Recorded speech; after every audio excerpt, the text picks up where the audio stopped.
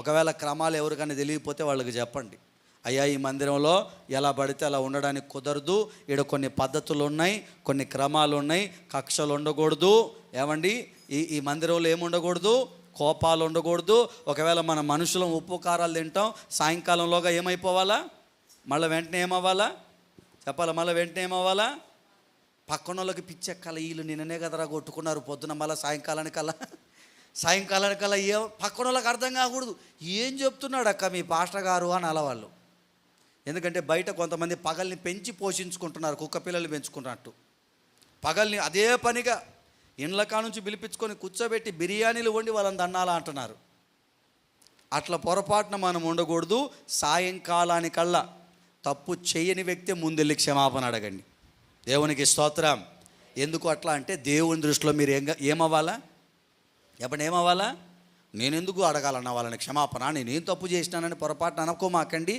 దేవుడు మెచ్చుకోవాలి అంటే తప్పదు, దేవుడు మిమ్మల్ని ఒక గొప్పగా నిలబెట్టాలి అంటే తప్పదు, దేవుడు మీకంటూ ఒక స్థానం ఇవ్వాలి అంటే తప్పదు. మీలో ఉన్న యథార్థతను చూసి దేవుడు మిమ్మల్ని ప్రేమిస్తాడు. ఏం చేయకూడదు, కక్షలు ఉండకూడదు. 2, మిమ్మల్ని మేము యోగ్యులం, చర్చిలో మాకు కూడా ప్రార్థన చేతవును, మాకు కూడా ఉపవాసం ఉండడం చేతవును, మేము కూడా పరిచర్య బాగా చేయగలము, మేము కూడా పాటలు పాడగలము, మేము కూడా ప్రార్థన చేయగలము, మేము కూడా వాక్యాలు చదవగలము, మేము కూడా కష్టపడి సంఘంలో నిలబడగలము, మేము కూడా పాస్టర్ గారు ఏం చెప్పిన దాన్ని చేయగలము, మేము కూడా పాస్టర్ అమ్మ ఏం చెప్తే దాన్ని చేయగలము, మేము కూడా దేవుని కొరకు నిలబడగలమని మిమ్మల్ని మీరు యోగ్యులనుగా కనపరుచుకోవాలి. 3, మీరు సంఘముగా కూడి ఉండుట శిక్షకు కారణం కాకూడదు, దానివల్ల మీకు ఆశీర్వాదం రావాలి. 4, దేవుని సంఘములో ఉన్న క్రమాలను తిరస్కరించకూడదు, అంటే లెక్క లేకుండా పక్కన పెట్టకూడదు. 4 ఇందాక చెప్పింది.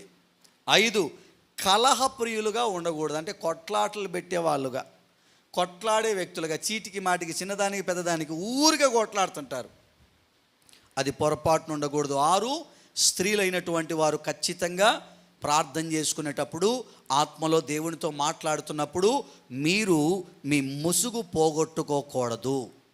మరొక మాట చెప్తాను, మీ మీదకి దేవుని ఆత్మ వస్తున్నప్పుడు గుర్తుపెట్టుకోండి, మీలో మీరు కంట్రోల్ అయి ఉండాలి.